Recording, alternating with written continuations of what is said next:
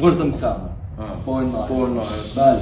Evə daxil olub 75 yaşlı qadını çoxsaylı bıçaq zərbələri ilə öldürdü və 450 manat pulunu ələ keçirdi. Yapışdım boğazından belə. Bu həmin vaxtı yerdədir. Bəli, o vəziyyətli yerdəydi, belə vurdum. Qoy ora bıçağı. Bu bıçaq. Bəli. Birini vurdum, çəkdim bura.